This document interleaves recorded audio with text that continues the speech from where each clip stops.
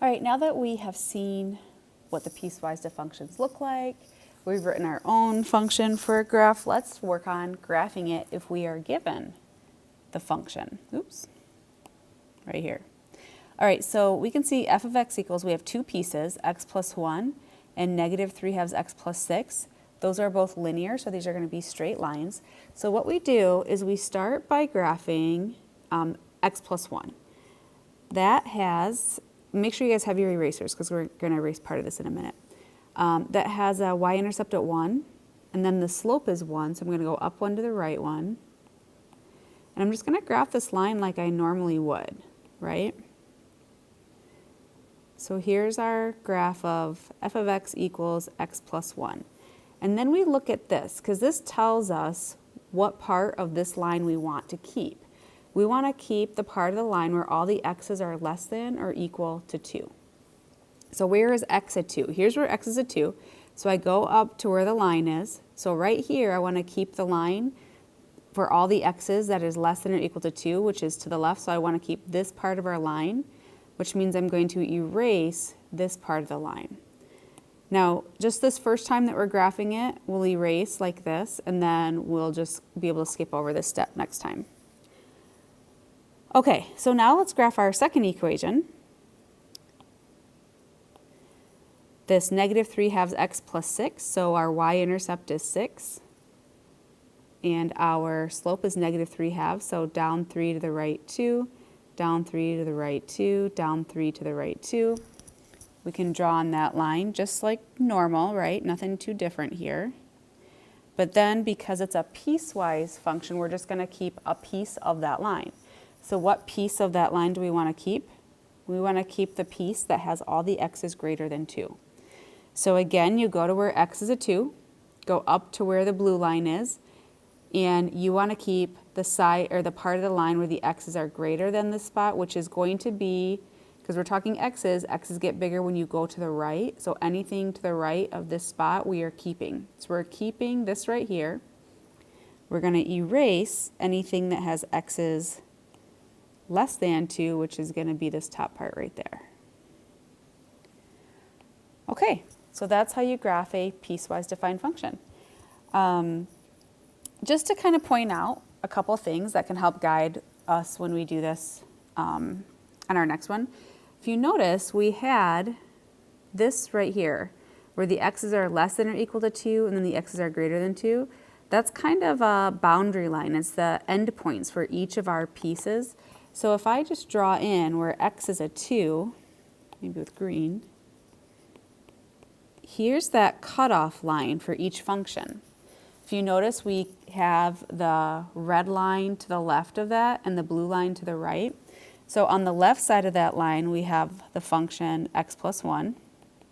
And on the right side, we have the function negative 3 halves x plus 6.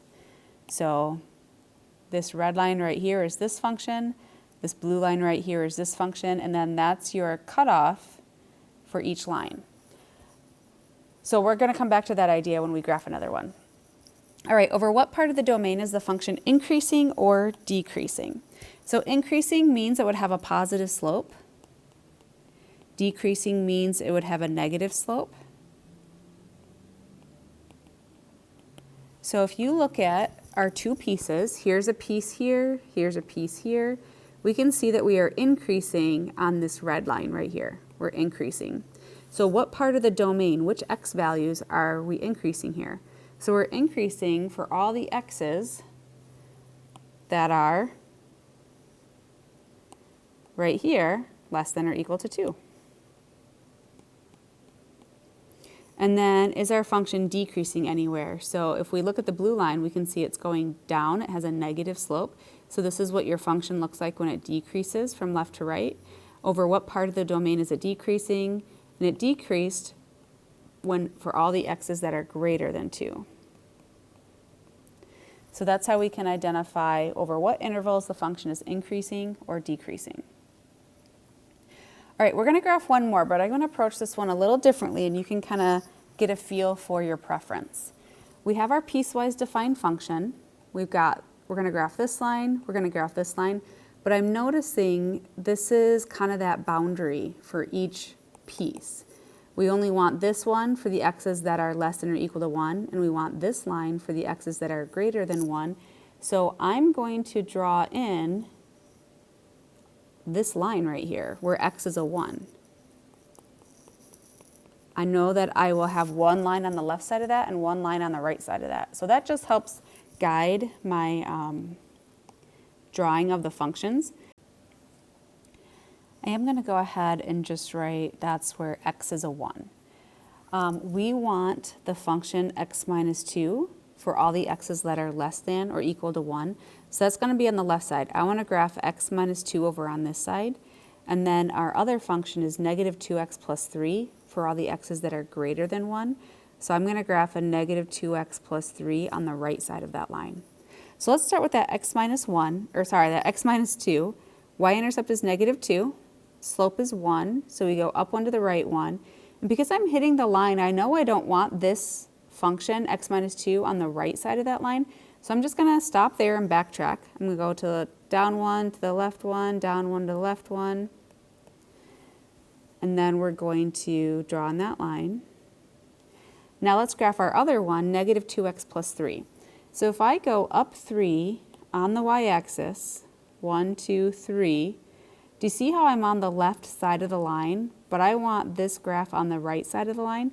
So I'm just going to put my pencil there. I know that's where my line starts, but I don't need to plot that point because I would end up erasing it. So from here, I'm going to go down 2 to the right 1. So down 2 to the right 1, and I'm hitting the line. So that's where I'm going to start plotting points.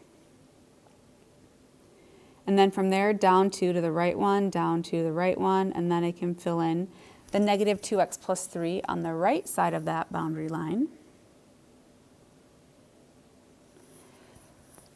All right, so we do need to have a quick conversation about the end points. Do you notice how these two, the end point of our red line and the end point of our blue line, are not in the same spot? So when they're not in the same spot, they're both ending at x equals 1. We have to think, well, which line gets the 1? When x is 1, is that going to be the x minus 2 line, or is that going to be the negative 2x plus 3 line? And so we look at our inequalities up here. X minus 2 is our function when x's are less than or equal to 1. So that 1 is part of that x minus 2 line, which means I'm going to make an obvious big closed circle on the end point of that line. Now the next function, negative 2x plus 3, that's for all the x's that are greater than 1. So even though I plotted a point there, you can see it, that was just when I was doing my slope points. We want to make it obvious that that's an open circle right there. Maybe I should erase that so it's more obvious. All right, so that's going to be an open circle, which means that anyone looking at this would know, well, x, when x is 1, is that part of this function on the left or this function on the right? And we know it's part of that function on the left.